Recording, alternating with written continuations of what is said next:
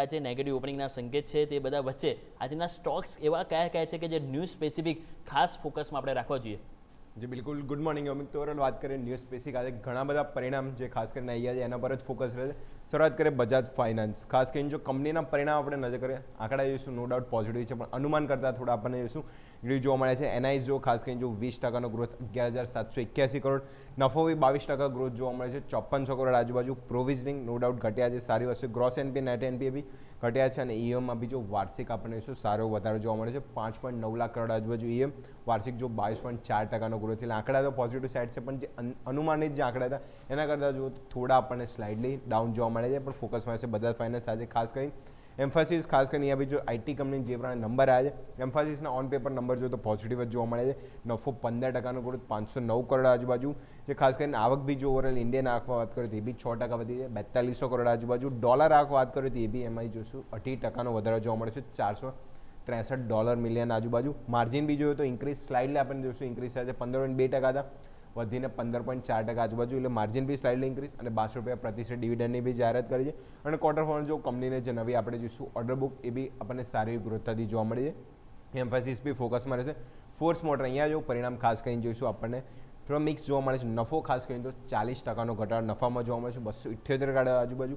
પણ આવક સામે વધી છે, 8% ગ્રોથ, 2550 કરોડ આજુબાજુ. એબિટા બી 26%થી જમ્પ થયો છે, 414 કરોડ. માર્જિન બી જો 230 બેસિસ પોઈન્ટનો વધારો, 14% હતા વધીને 16.3% અને ₹50 ડિવિડન્ડની જાહેરાત અહીંયા બી છે. ફોર્સ મોટર ઓટોપેક બી ફોકસમાં રહેશે. ગ્રેન્યુલ્સ ઇન્ડિયા એ બી ખાસ કરીને જો તો આંકડા પોઝિટિવ સાઇડ જ છે, આવક 23% વધી છે, એબિટા અને માર્જિન બી જો સારો જમ્પ આપણને જોઈશું. ક્યુ કમ્પેર કરે અહીંયા બી સારો સુધારો જોવા મળે છે અને ડેટ બી ક્યાંને ક્યાંય જો કંપનીએ ઘટાડ્યું છે, તો ગ્રેન્યુલ્સ ઇન્ડિયા બી ખાસ કરીને આજે ફોકસમાં એટલે રડારમાં રહેશે.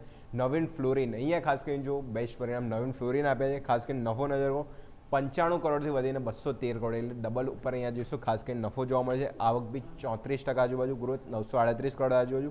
એબિટા અને માર્જિન, એબિટા ખાસ કરીને જો 80% જે 180 કરોડ હતા વધીને 322 કરોડ આજુબાજુ. એટલે એબિટામાં જે પણ જમ્પ જોવા મળે છે બેસ્ટ આપણને રિઝલ્ટ નવીન ફ્લોરિનના ખાસ કરીને જોવા મળે છે. અને માર્જિન બી આપણે જોઈશું ક્યુ માર્જિન બેસિસ પોઈન્ટમાં સુધારો જોવા મળે છે. તો નવીન ફ્લોરિન આંકડા એકદમ આપણે જોઈશું પોઝિટિવ સાઇડ છે.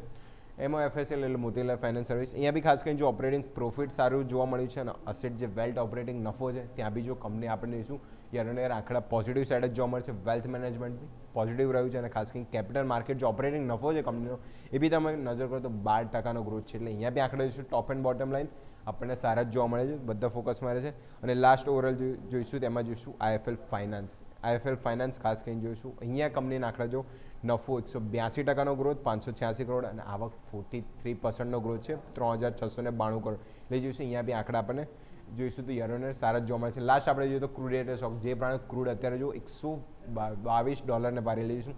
ગઈકાલથી આજના દિવસમાં જોઈએ તો $10 થી $11 ઉછાળો અને જે પણ ક્રૂડની પ્રાઇસ વધી રહી છે, તો ઓએમસી સ્ટોક અને જે ક્રૂડ રેટેડ સ્ટોક છે, એવિએશન, પેન્ટ અને રબર રેટેડ કંપની બધા જ સ્ટોક છે આજે ફોકસમાં રહેશે. તો ઓવરઓલ ક્વાર્ટર ફોરના પરિણામ તો ખાસ કરીને છે જેમાં બજાજ ફાઇનાન્સ, એમ્ફાસિસ, મોતીલાલ ઓસ્વાલ, નવીન ફ્લોરિન, ફિનો પેમેન્ટ અને આઈએફએલ ફાઇનાન્સ બધા સ્ટોક ફોકસમાં રહેશે અને ક્રૂડ રેટેડ સ્ટોક બી આજે ફોકસમાં રહેશે. ઓકે, તો આજે સ્ટોક સ્પેસિફિક પણ લિસ્ટ આપણને લાંબુ જોવા મળી રહ્યું છે. તો અજય, ખૂબ ખૂબ આભાર આપનો માહિતી બદલ. સો દર્શક મિત્રો, નજર